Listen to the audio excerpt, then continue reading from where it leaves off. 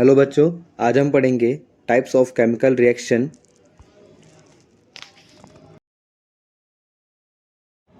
हमारे पास chemical reaction के 5 type हैं। The first one is combination reaction, second is decomposition reaction. Decomposition के हमारे पास 3 टाइप होते हैं। Third is displacement reaction and fourth is double displacement reaction, और जो लास्ट है हमारा वो है रिडॉक्स रिएक्शन, जिसके हमारे पास 2 टाइप हैं। अब हम देखेंगे कि डीकम्पोजिशन रिएक्शन के हमारे पास 3 टाइप और दिख रहे हैं, जिसमें पहला है थर्मल डीकम्पोजिशन, दूसरा है इलेक्ट्रोलाइटिक डीकम्पोजिशन एंड तीसरा है फोटोलाइटिक डीकम्पोजिशन। फिर हम देखेंगे कि रिडॉक्स रिएक्शन के भी 2 टाइप हैं, ऑक्सीडेशन एंड रिडक्शन। आज हमें ये सारे पढ़ने हैं। सबसे पहला हम देखेंगे कॉम्बिनेशन रिएक्शन। इसमें क्या होता है, 2 या 2 से ज़्यादा सिंपल कंपाउंड मिलके सिर्फ एक प्रोडक्ट बना देते हैं।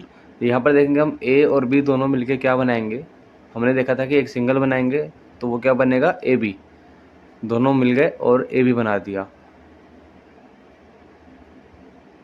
समझे। कोई और प्रोडक्ट नहीं बनेगा, सिर्फ एक सिंगल बनेगा। इसकी डेफिनेशन देखते हैं। अ रिएक्शन इन विच 2 और मोर reactant combines to form a single product, सिर्फ एक बनेगा, single product, is known as combination reaction. सब समझ गए होंगे। अब हम इसके एग्जांपल्स देखेंगे।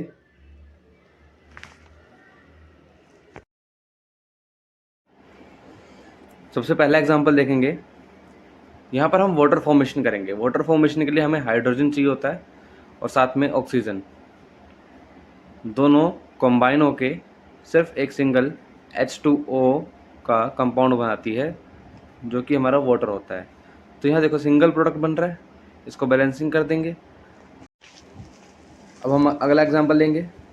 मैग्नीशियम रिबन लेंगे, उसको O2 की प्रेजेंस में बर्न करेंगे, तो वो हमें क्या देगा, वो हमें देगा मैग्नीशियम ऑक्साइड। ये एग्जांपल तो हम पहले बहुत बार पढ़ चुके हैं। क्या देगा, मैग्नीशियम ऑक्साइड।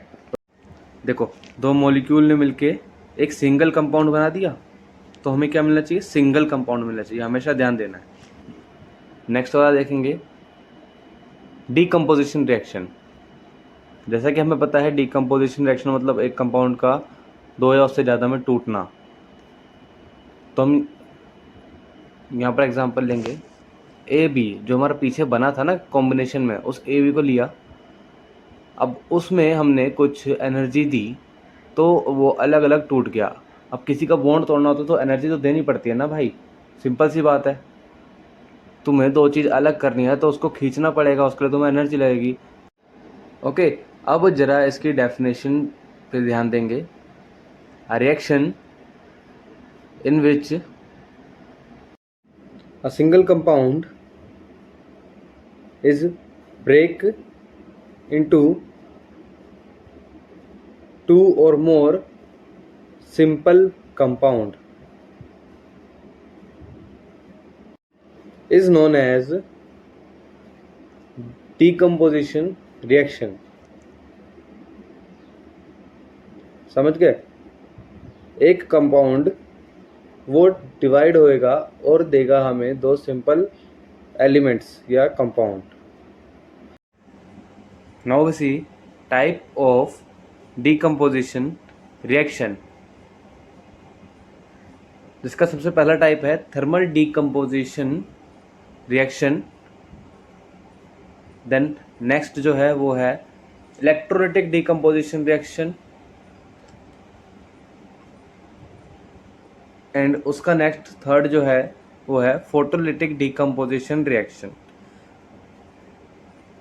अब हम इन सारे टाइप्स के बारे में स्टडी करेंगे और देखेंगे कि ये कैसे होते हैं। सबसे पहला टाइप था thermal decomposition reaction.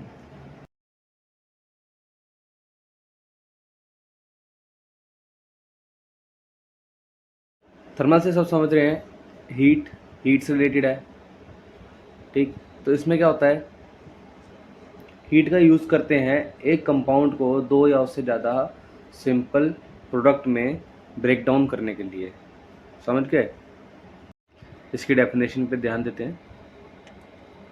Thermal decomposition reaction are those reaction which breaks up or decompose on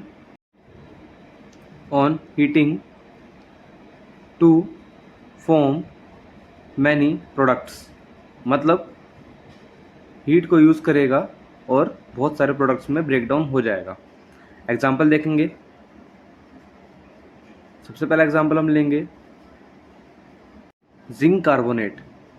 zinc carbonate को हीट करेंगे तो वो हमें zinc oxide plus carbon dioxide दे देगा। समझे? जिंक कार्बोनेट लिया, उसको हमने क्या करा, हीट करा तो उसने हमें क्या दे दिया, ZNO zinc oxide plus carbon dioxide.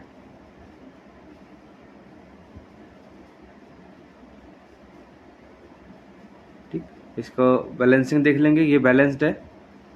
And next example देखेंगे, कैल्शियम कार्बोनेट CaCO3। सेम, इसको भी हीट करने पे कैल्शियम ऑक्साइड और कार्बन डाइऑक्साइड दे देगा। देख रहे हो, कुछ नहीं कर रहे हम, यहाँ पर हीट दे रहे हैं और वो ब्रेक डाउन हो रहा है। समझे? तो ये जो रिएक्शंस होती हैं ये सारी क्या होती हैं, ये होती हैं थर्मल डीकम्पोजिशन रिएक्शन, जिसमें हीट का यूज़ होता है और वो ब्रेक डाउन हो जाती हैं। समझ गए? इसको नोट कर लेंगे। अब जो नेक्स्ट रिएक्शन है वो है इलेक्ट्रोलाइटिक डीकम्पोजिशन रिएक्शन। इलेक्ट्रोलाइटिक, देखो इलेक्ट्रोलाइटिक से क्या समझ रहे हैं, इलेक्ट्रिसिटी। इसमें क्या होता है, यूज ऑफ इलेक्ट्रिसिटी होता है।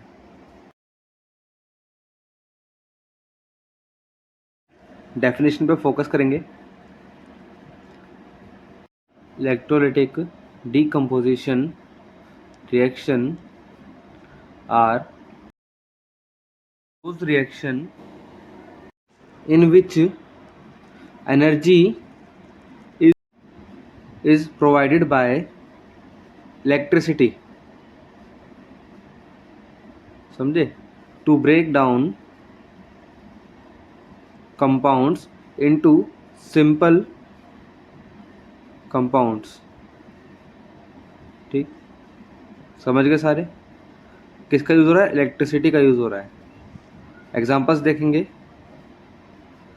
बेटा। इसका एक एग्जांपल है इलेक्ट्रोलाइसिस ऑफ वाटर।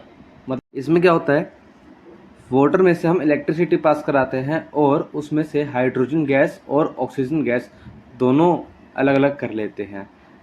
इसका एक एक्सपेरिमेंट मैंने अपने YouTube चैनल पर डाला हुआ है, आप सब जाके उसको देख सकते हैं।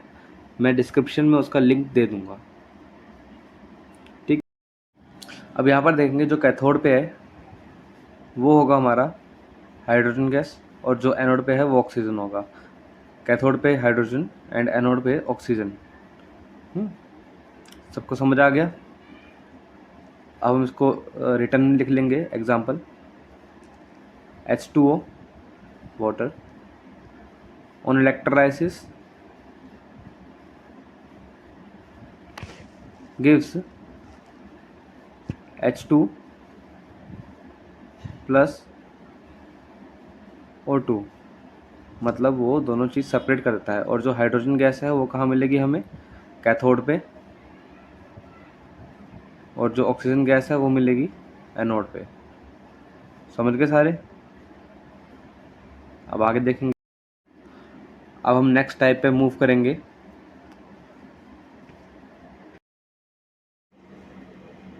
नेक्स्ट है हमारा photolytic decomposition reaction.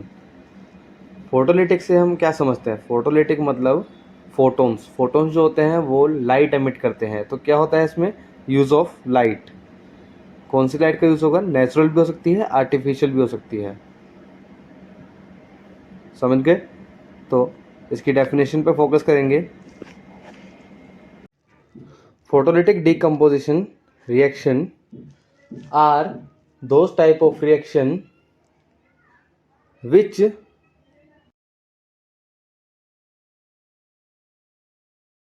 decompose or break down in presence of sunlight, मतलब नेचुरल लाइट यही होगी हमारे पास क्योंकि नेचुरल सोर्स यही है, और लाइट। लाइट जो हमारे पास आती है फोटोन के फॉर्म में, ठीक है, तो फोटोन लिख दिया। तभी उसको फोटोलिटिक डिकम्पोजिशन रिएक्शन कहते हैं। इसके एग्जांपल्स देखेंगे। पहला एग्जांपल है AgCl। इसको अगर हम सनलाइट के प्रेजेंस में रखेंगे तो वो हमें देगा Ag प्लस Cl2, मतलब दोनों को अलग अलग कर देगा, डिकम्पोज कर देगा। अब हम देखेंगे एक नोट। इसमें क्या पढ़ेंगे हम कि एंडोथर्मिक रिएक्शन क्या होती है। एंडोथर्मिक रिएक्शन वो होती है जो रिएक्टेंट जब हमारा कोई एनर्जी कंज्यूम करके प्रोडक्ट दे, मतलब उसको प्रोडक्ट बनाने के लिए एनर्जी चाहिए, वो खुद से प्रोडक्ट नहीं बना पा रहा। क्या चाहिए, एनर्जी चाहिए प्रोडक्ट बनाने के लिए। समझे। एनर्जी किस फॉर्म में हो सकती है, एनर्जी हमारी हीट के फॉर्म में, इलेक्ट्रिसिटी के फॉर्म में, लाइट के फॉर्म में, या कोई भी वर्क हम करें उस फॉर्म में हो सकती है। समझे। तो जो हमने पीछे सारी पढ़ी डिकम्पोजिशन में, वो सारी क्या थी, वो एंडोथर्मिक रिएक्शन थी, क्योंकि उसमें हमें एनर्जी देनी पड़ रही थी हर चीज़ में। डेफिनेशन को थोड़ा ध्यान से देखेंगे। Endothermic reaction are chemical reaction in which reactants absorb from surrounding, मतलब सराउंडिंग से, अपने आसपास से हीट लेगा और एंड गिव्स प्रोडक्ट। अब एक चीज़ देखो, जब तुम हाथ पे सैनिटाइज़र लेते हो तो तुम्हें ठंडा क्यों लगता है, क्योंकि वो सैनिटाइज़र जो होता है वो तुम्हारे हाथ के आसपास की सराउंडिंग की हीट को, तुम्हारी बॉडी हीट को एब्जॉर्ब कर लेता है और एवापोरेट हो जाता है। और तुम्हारे हाथ से जो हीट गई, जब हीट जाएगी तो क्या होगा, तुम्हें ठंडा ठंडा फील होएगा। तो इसलिए जब भी सैनिटाइज़र तुम यूज़ करते हो तो तुम्हें ठंडा लगता है। ये करता है डिक्रीज़ करता है सराउंडिंग के टेम्परेचर को। जैसा भी मैंने बताया, हीट एब्जॉर्ब कर लेगा और टेम्परेचर क्या हो जाएगा सराउंडिंग का, डिक्रीज़ हो जाएगा। एग्जाम्पल देखेंगे हीट एब्जॉर्ब के लिए।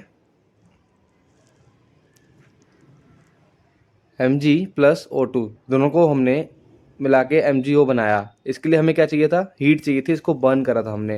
इलेक्ट्रिसिटी के लिए हमने H2O को तोड़ा था, ठीक है, तो वो H2 और O2 दे दिया था। ऐसी लाइट में हमारा फोटोसिंथेसिस होता है, CO2 और H2O मिलके क्या बनाता है, ग्लूकोज बनाता है। समझे। क्या करेगा, फोटोसिंथेसिस करेगा, फोटोसिंथेसिस में लाइट एब्जॉर्ब होती है। तो समझ गए सारे बच्चे। ऐसे ही एक्सोथर्मिक रिएक्शन भी होता है, उसको हम नेक्स्ट स्लाइड में देखते हैं। हम लिखेंगे सेकंड नोट, एक्सोथर्मिक रिएक्शन ये एकदम अपोजिट होता है एंडोथर्मिक रिएक्शन का। एंडोथर्मिक में हमारी हीट एब्जॉर्ब हो रही थी और यहाँ पर हमारी हीट रिलीज होएगी। जब रिएक्टेंट से प्रोडक्ट बनेगा तो साथ में हीट निकलेगी।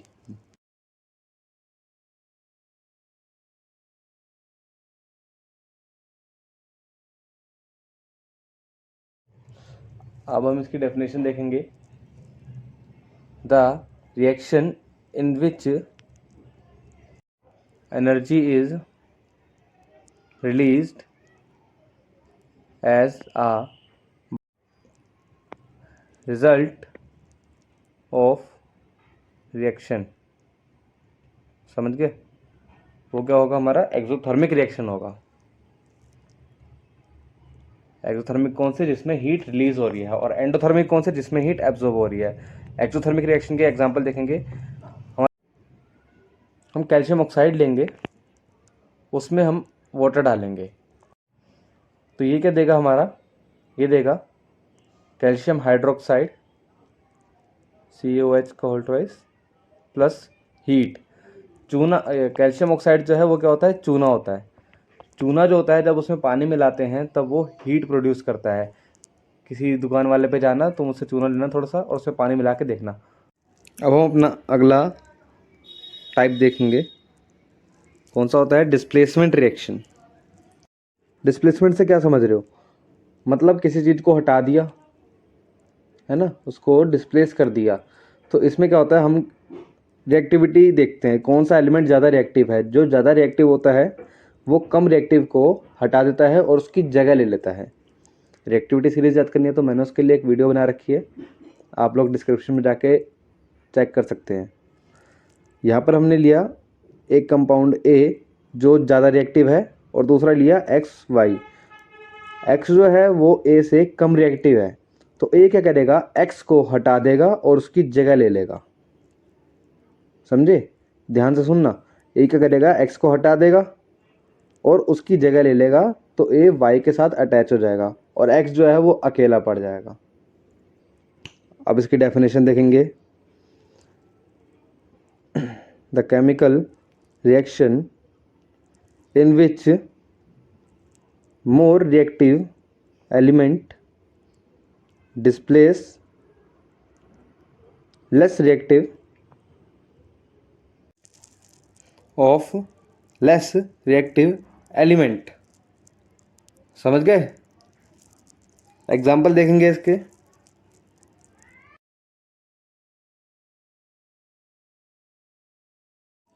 पहला एग्जाम्पल पहले हम लेंगे, कॉपर को सिल्वर नाइट्रेट के साथ रिएक्ट करेंगे तो वो क्या करेगी, कॉपर जो है वो ज़्यादा रिएक्टिव है, वो सिल्वर नाइट्रेट में से सिल्वर को उठाएगा, Ag को उठाएगा और फेंक देगा और खुद जाके उसकी जगह लग जाएगा और Ag जो होगा वो अकेले पड़ जाएगा। समझे, कॉपर ने क्या करा, Ag को फेंका और खुद लग गया उसकी जगह, देखो लग गया ना, और Ag क्या हो जाएगा, अकेला हो जाएगा, क्योंकि वो कम रिएक्टिव है, उसके पास कम ताकत है। समझे, इसको बैलेंसिंग कर देंगे। अब ये हमारा बैलेंस हो चुका है। नेक्स्ट देखेंगे, Fe प्लस CuSO4। अब देखो आयरन जो है वो कॉपर से भी ज़्यादा रिएक्टिव है, वो कॉपर से भी ज़्यादा शक्तिशाली है, तो क्या करेगा, कॉपर को उठाएगा और फेंक देगा और खुद लग जाएगा उसकी जगह, और कॉपर यहाँ पर अकेला पड़ गया। तो तुम्हें देखना पड़ेगा कि कौन ज़्यादा ताकतवर है, कौन ज़्यादा रिएक्टिव है, और उसके लिए तुम्हें जाके मेरी वीडियो को देखना पड़ेगा पीछे, जिसमें मैंने एक बहुत आसान ट्रिक बता रखी है। अब नेक्स्ट हमारा टॉपिक आता है डबल डिस्प्लेसमेंट रिएक्शन में क्या होता है कि दो आयोनिक कंपाउंड होते हैं। कौन से होते हैं, आयोनिक। समझे, डबल डिस्प्लेसमेंट रिएक्शन में क्या होता है कि दो अपने जो एलिमेंट्स हैं उनको इंटरचेंज कर लेते हैं, एक्सचेंज कर लेते हैं आपस में। जो उनके आयोनिक कंपाउंड के पार्ट हैं उनको आपस में एक्सचेंज कर लेते हैं। तो इसको हम एक सैंपल से देखेंगे। हमने क्या लिया, यहाँ पर ए और बी लिया जो आपस में एक आयनिक कंपाउंड मिलकर बना रहा है, और दूसरा आयनिक कंपाउंड क्या लिया, COD। अब ए और सी जो है वो अपनी पोजीशन को एक्सचेंज करेंगे। ए क्या करेगा, वो डी के साथ ज्वाइन हो जाएगा, और सी क्या करेगा, वो बी के साथ ज्वाइन हो जाएगा। यहाँ देखो ए जो है वो किसके साथ ज्वाइन होएगा, डी के साथ, और बी जो है, सॉरी, सी जो है वो किसके साथ ज्वाइन होएगा, बी के साथ।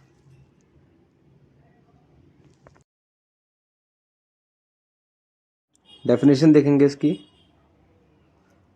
Double displacement reaction occurs when a part of two an ionic compound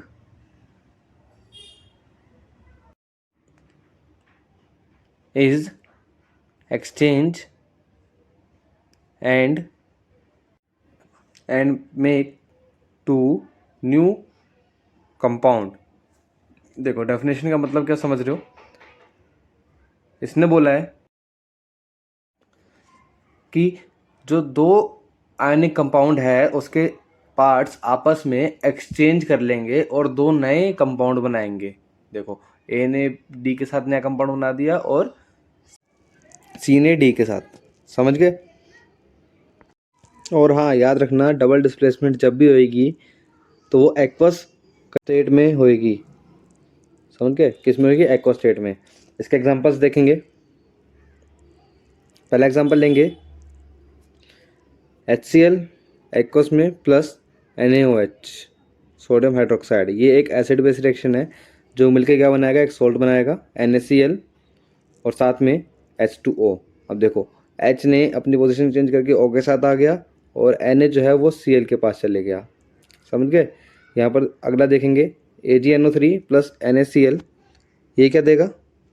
AgCl plus NaNO3 क्या देगा? NaNO3।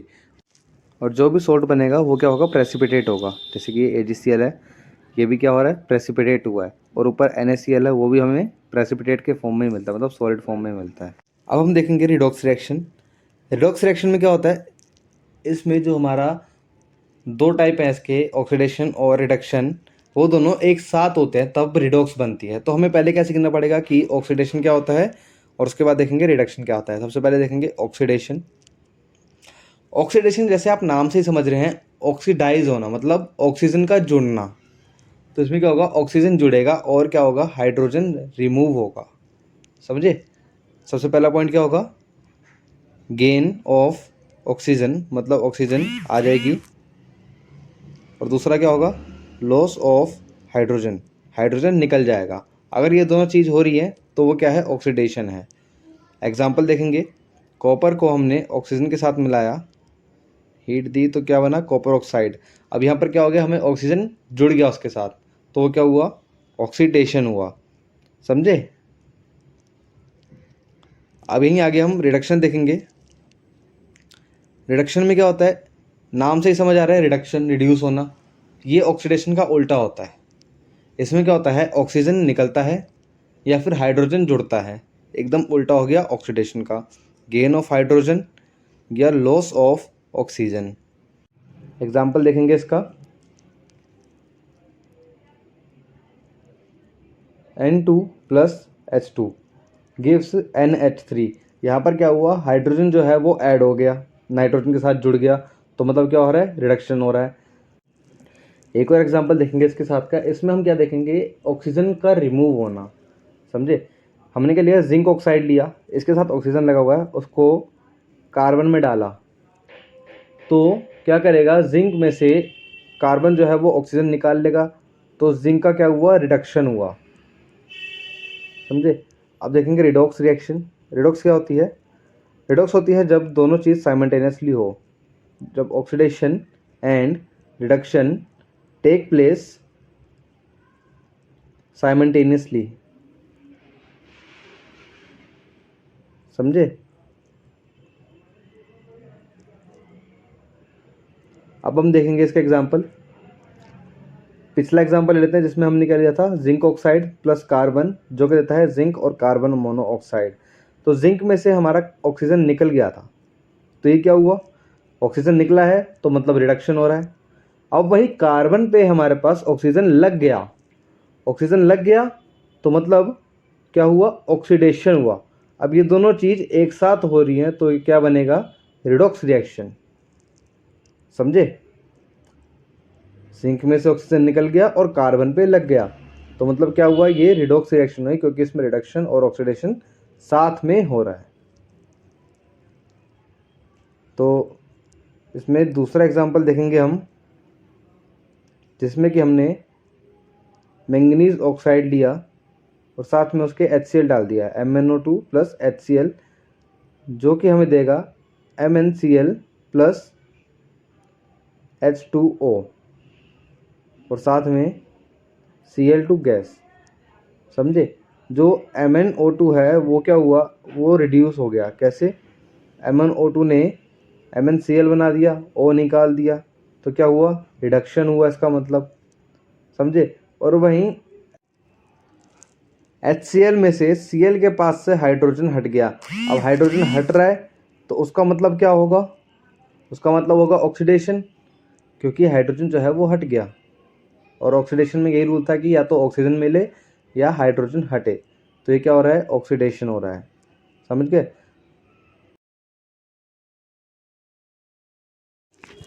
अब यहाँ पर ध्यान से देखना, जो हमारे पास MnO2 है वो क्या कर रहा है, वो ऑक्सीजन को दे रहा है। और ऑक्सीजन किस लिए काम आती है, ऑक्सीडेशन में काम आती है। ऑक्सीडेशन में काम आती है तो मतलब MnO2 जो है वो क्या हुआ, ऑक्सीडाइजिंग एजेंट हुआ। क्या हुआ, ऑक्सीडाइजिंग एजेंट हुआ। ध्यान से देखो, MnO2 जो है वो ऑक्सीजन दे रहा है, तो वो किस में हेल्प करेगी, ऑक्सीडेशन में हेल्प करेगी। समझे, वो ऑक्सीजन किस में हेल्प करेगी, ऑक्सीडेशन में हेल्प करेगी। तो मतलब ये क्या हुआ, ऑक्सीडाइजिंग एजेंट हुआ।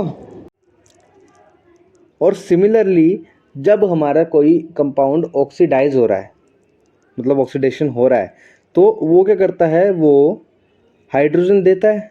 हाइड्रोजन निकलेगा तभी तो वो ऑक्सीडाइजेशन होगा।